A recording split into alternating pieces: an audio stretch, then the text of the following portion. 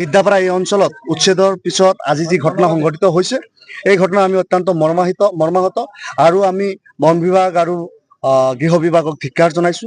আমি AIDF দলৰ সজাতি দলৰ পৰা আমি 4জন বিধায়ক ইয়াতে আহিছো। আমি কৃষ্ণাই অঞ্চলৰ আচুডুবি অঞ্চলৰ মানুহৰ লগতো কথা পাতিছো আৰু এতিয়া জানাজাত আমি আহিছো। এজন লোকক যি ধৰণে নিৰীহ লোকক যি ধৰণে হত্যা কৰা হৈছে এই হত্যাৰ গোটেই পটভূমিখিনি হিমন্ত বিশ্ব শৰ্মাই ৰচনা কৰি দিছে আৰু সেই স্ক্ৰিপ্টেড হত্যা আজি ইয়াতে হৈ আছে, পুলিচৰ দ্বাৰা তেওঁলোকে কৰি আছে। সংখ্যালঘু মানুহক তেওঁলোকে যিমানে দমন উৎপীড়ন নিপীড়ন কৰিব, তেওঁলোকৰ ঘৰ বাৰী ভাঙিব, তেওঁলোকক হত্যা কৰিব। হিমন্ত বিশ্ব শৰ্মাই পৈশাচিক আনন্দ পায় আৰু সেই পৈশাচিক আনন্দৰ জৰিয়তে তেখেতে ভাবে যে তেখেতৰ ভোট বেংক বৃদ্ধি হৈ আছে। তেখেতে এই জগতত যিমানখিনি চকুত দেখ যিখিনি পাপ কৰি আছে এই পাপ কামৰ ফল কিন্তু এই পাপ কামৰ কিন্তু ৰিজাল্ট আমি জগতত চাবলৈ প্ৰস্তুত আছো। আমি নিশ্চিতভাৱে পাম। হিমন্ত বিশ্ব শৰ্মাৰ এই জগতত বিচাৰ হ'ব।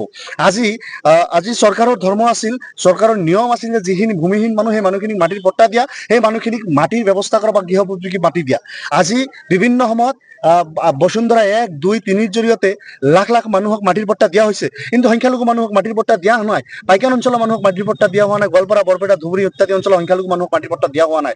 আজি তেওঁ হিমন্ত বিশ্ব শৰ্মাৰ ভোট বেংকৰ মানুহক মাটিৰ পট্টা দিয়াৰ পিছত এই মানুহখিনি মাটিৰ যুগান্তৰ পৰা মাটিৰ পট্টাৰ পৰা বঞ্চিত হৈ থকাৰ কাৰণেতো চৰকাৰী মাটিত আছে।